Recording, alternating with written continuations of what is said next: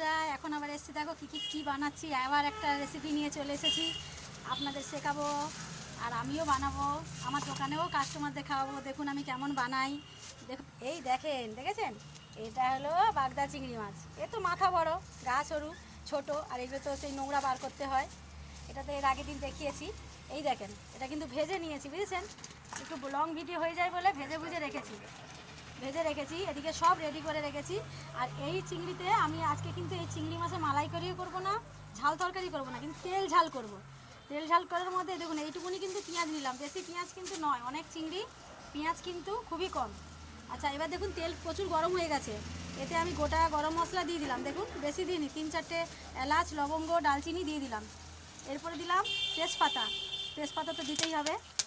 তারপরে দিলাম শুকনো লঙ্কাটা, এটা একটু দিতে হবে, তেল ঝাল তো। আর এবার পেঁয়াজটা দিয়ে দিলাম। আদা রসুনটা দাও না, ওখানে কেন। পেঁয়াজটা একটু লাল করে নিচ্ছি।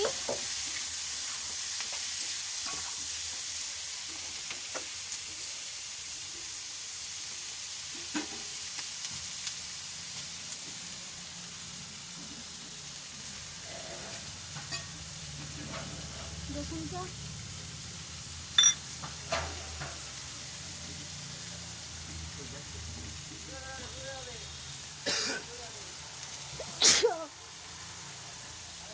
আচ্ছা, এটা চিংড়ি মাছের মধ্যে না আমি নুন দিয়ে দিলাম, তাড়াতাড়ি লবণটা দিলে রেডি হয়ে যাবে তাড়াতাড়ি। দেখুন লবণটা আমি চিংড়ি মাছের অনুযায়ী আন্দাজ করে দিয়ে দিলাম, দেখেছেন। আর কিন্তু দেবো না, রান্নার পরেও কিন্তু দেওয়া যাবে না। পেঁয়াজের সঙ্গে দিয়ে দিলেন মানে পেঁয়াজটা তাড়াতাড়ি নরম হয়ে যাবে, একটু তাড়াতাড়ি হওয়ার জন্যে। এত টাইমটা আমার থাকে না, বুঝেছেন। এটা লাল হোক, তারপরে আমি দিচ্ছি, দেখাচ্ছি। জানেন কেমন ঘেমে গেছি। আপনাদের দাদা তো খালি গায়ে কাজ করছে, প্রচুর পরিমাণে গরম, থাকা যাচ্ছে না, এত গরম থাকা যাচ্ছে না। ওই জন্যেই অদ্ভুত গরম। আর তার মধ্যে এই যে এখানে ভাটটি জ্বলছে, আর এখানে খাবার দাবার এই ছোটো জায়গা, হাওয়া পাস হয় না, আমাদের তো তাও গরম লাগছে। আর আজকে ওয়েদারটাও কেমন হয়ে গেছে, গুমুট গরম, বৃষ্টি হচ্ছে কিন্তু গুমুট গরম হয়ে আছে, কেমন অদ্ভুত টাইপের, জানেন। পেঁয়াজটা লাল হোক, পেঁয়াজটা লাল হয়। আর ওয়েদার দেখেছেন, এই দেখেন কেমন গুমুট গরম হয়ে আছে, টিপটিপ বৃষ্টি পড়ছে, আর প্রচুর পরিমাণে গরম লাগছে। আছে তো এখানে মাংসের দোকান, এই যে প্রচুর লাইনও পড়ে গেছে মাংসের দোকানের আজকে। আমি ওই জন্য এখন যাইনি, পরে যাব। এই দেখুন লাল হচ্ছে, লাল হোক, তারপরে দেখাচ্ছি। দেখুন বন্ধুরা, পেঁয়াজটা কিন্তু লাল হয়ে গেছে, দেখেছেন একদম লাল হয়ে গেছে। দেখেন ভাজা হয়ে গেছে, বাদামি কালার চলে এসেছে। এবার কিন্তু আমি কি দেবো জানেন, আদা রসুন এটা একটু বেশি দিচ্ছি, তেল ঝাল তো একটু দিয়ে দিলাম, যেহেতু চিংড়ি মাছ ওই জন্যেই। আবার বাগদা চিংড়ি একটা থাকবে। লবণ তো দেওয়া আছে বন্ধুরা, লবণ কিন্তু দ্বিতীয়বার আর দেওয়া যাবে না। এবার এই দেখুন গোটা লঙ্কা তো দেখতে ভালো লাগে, ওই জন্য আমি কিন্তু গোটা লঙ্কা দিয়েছি, মানে এটা চেরা নেই, পুরো বোঁটা ছাড়ানো গোটা লঙ্কা ফেলে দিলাম। তারপরে দিলাম টমেটমটাও দিয়ে দিলাম, দেখুন টমেটম দিয়ে দিলাম। আবার লাস্টে একটু দেবো অল্প কটা, কিন্তু এটা গ্রেভি হওয়ার জন্য দিচ্ছি, তেল ঝাল করার জন্য। তারপরে আবার দিলাম দেখুন জিরে গুঁড়ো, জিরেটা বাটা হয়েছিল, ওটা জিরে বাটা ঝোল হয়ে গেছে, ওই জন্যই থাকলে গুঁড়ো ব্যবহার করি, গুঁড়ো দিয়ে দিলাম। আচ্ছা, আজকে কিন্তু একটু লাল লঙ্কা দেবো, এটা এই কিছু জিনিসে লাল লঙ্কা না দিলে তো হয় না। এই দেখুন 1 চামচ কিন্তু লাল লঙ্কা দিলাম। আচ্ছা, একটু গোলমরিচও দিলাম।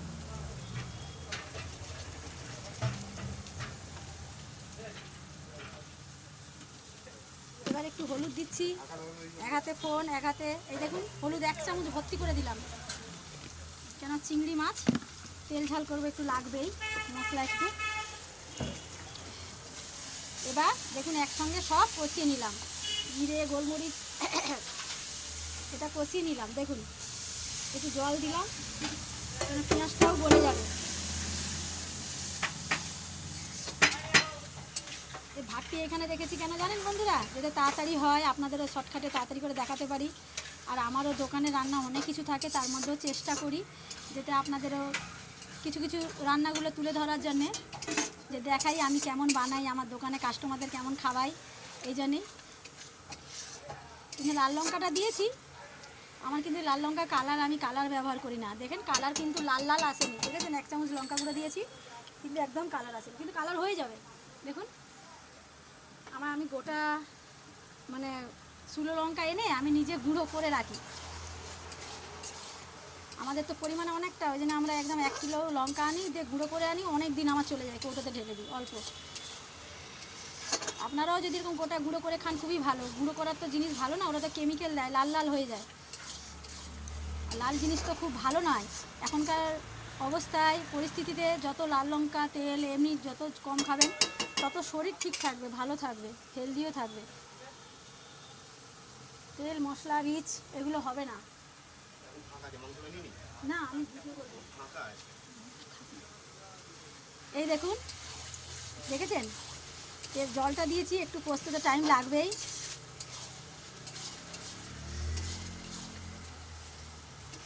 পেঁয়াজটা না গললে তো হয় না। এবার না একটু চিনি দেবো, চিনি দিলে কিন্তু কালার হয়ে যায়, জানেন?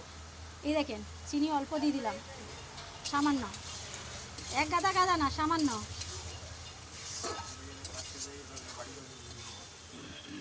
মটন হবে,